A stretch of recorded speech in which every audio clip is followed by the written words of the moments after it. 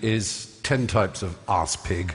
So it's incredible you got here at all. I'm just in a hotel in the Rocks. It took me 20 minutes to get here, so anyway. I should have swum, that would have been more fun.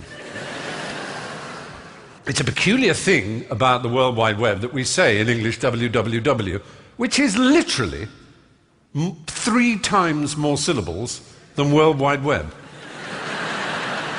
www is 9 arsing syllables.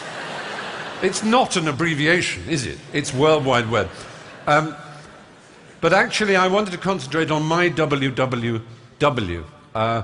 I grew up in England in essentially the 1960s and 70s. I was born in 1957. So my first conscious memories are of the 60s, really the late 60s when I was 10, and then through the 70s when I started to expand like some rare and beautiful flower. And it was in this time that I was blessed stroke cursed, initially you might think a curse, with a condition really very close to insomnia. I found it very, very difficult ever to get to sleep. And the only solution for me was not television or the internet, because although television existed, our parents allowed one television in a sort of servant's cupboard in a small room in the corner of the house, whereas it was expected to behave itself and only come out on royal occasions or possibly Wimbledon. And and it was black and white.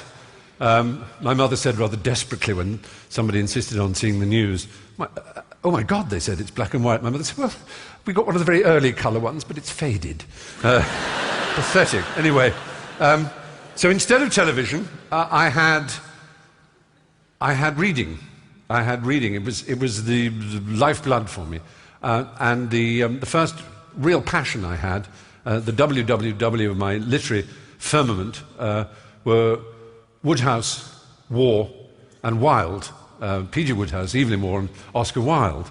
And they mean still, to this day, absolutely everything to me. And I find it hard to believe that I could actually place one word after another in any kind of meaningful or coherent sentence were it not for these 3 masters of English prose. As it happens, Waugh was a huge admirer of Wodehouse, and it was only because of that that I ever read an Evelyn Waugh. I was so steeped in P.G. Wodehouse from the age of about 8 or 9 when I read my first collection of Jeeves stories. And on the back of every Penguin edition, there would be a quotation from Evelyn Waugh. He creates a world before the fall that liberates us from the one more irksome, and words to that effect. And I thought, who is this Evelyn Waugh who is quoted on the back of every P.G. Wodehouse? So I started to read him.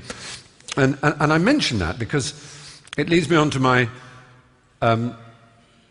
next set of W's. I'm going to come back to Wodehouse and I'm going to come back to Wilde. But Waugh's first novel, Decline and Fall, depicts a youngish man called Paul Pennyfeather who, when he's sent down from university, has nothing better to do than go and teach in an English prep school. I don't know if you have the equivalent here.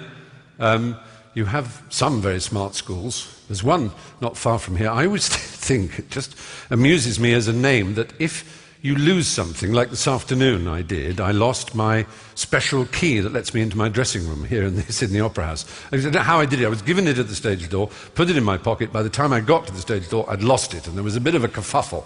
And I was speculating on what happens to material that disappears, like, you know, socks and glasses and car keys and that stash of Coke you paid much... Sorry, that other things... Yeah, a bottle of Coca-Cola, for example, might disappear. And it occurred to me they're transformed into paramatter. And it's just one of those weird things.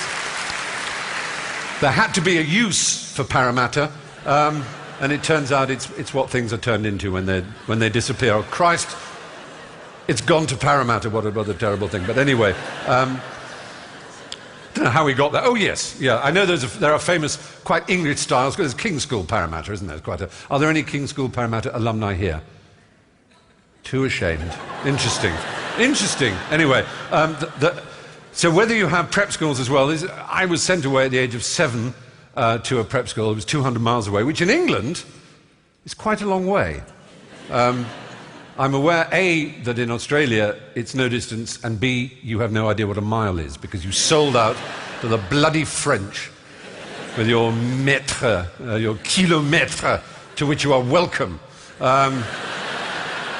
Yeah, that's why our traffic's so bad, because it's all in kilometres.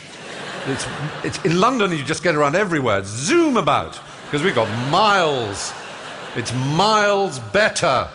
Whoever said it's kilometres better? It doesn't make sense. Anyway, sorry, we're going off on a tangent. I do apologise.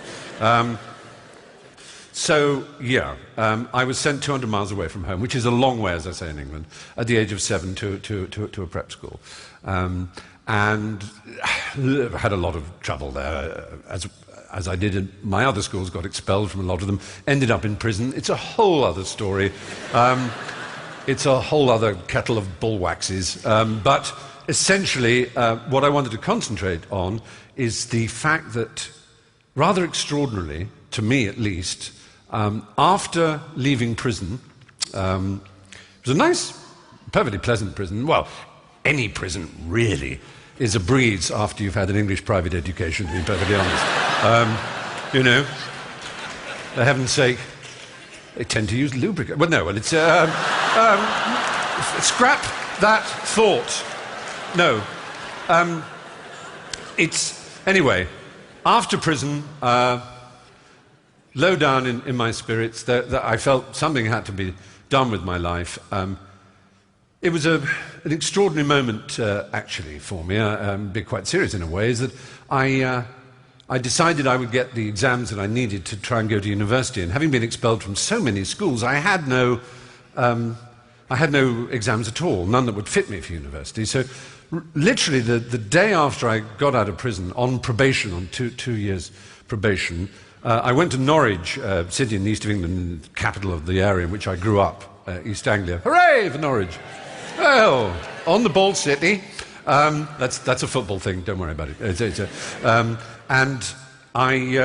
They had a local college where you could enroll for a course of these exams that might qualify me for university. And it was the second day of registration, and I was quite late because we lived right in the middle of the country, and you had to get a coach and then catch another coach and eventually get into Norwich. And I ran to the place. I was at the end of the queue, and I got finally to this little smiley man. I can still picture him. He looked a little like, it's not relevant that you should know this, but he looked a little like the famous theatre director Peter Brook. I don't know if that helps you picture him. Rather gnome-like, benevolent face, little shiny, twinkly blue eyes. I got there, and he said, "What do you want?" I said, "I want to do A-levels in English, French, and history of art." This is an English exam thing. You do 3 of these. And he said, "Oh, they're all full up. They're all full up." I said, "No, they can't be." He said, "No, I'm afraid they're all full up. There's nothing, we might get you into a history of art, but, really." I said, "Listen, if you accept me, I will get A grades in all of them, and I will also take the separate exam on my own to enter Cambridge, and I will get a scholarship." And he looked at me and said, "What? We don't do Cambridge. We don't do teaching for the Cambridge exam." I said, "I know, I'll do it on my own, but I promise you I will get A's and I will get a scholarship." And then it was as if my whole life was in suspension. And he looked at me and I looked at him, really scared inside. I didn't really know what I was saying.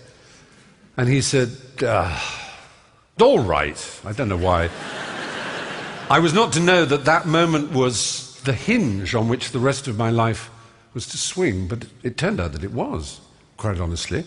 Fortunately, I did as I had sworn to him I would do, and after I had got the news that I'd got this scholarship to my college at Cambridge, I had a year before starting there, what is known as a gap year. Now, most students sort of pretend to be New Zealand. They pretend to be Kiwis. They put on some sort of nylon-based outer garment wear, and they go to the Inca Trail and they despoil all the great places of the world in their bright colours and rather that Scooby-Doo character, scruffy beards, and their otherwise charming New Zealand ways. And that's sort of what all students do now, I think, isn't it? They do the Inca Trail or they go to the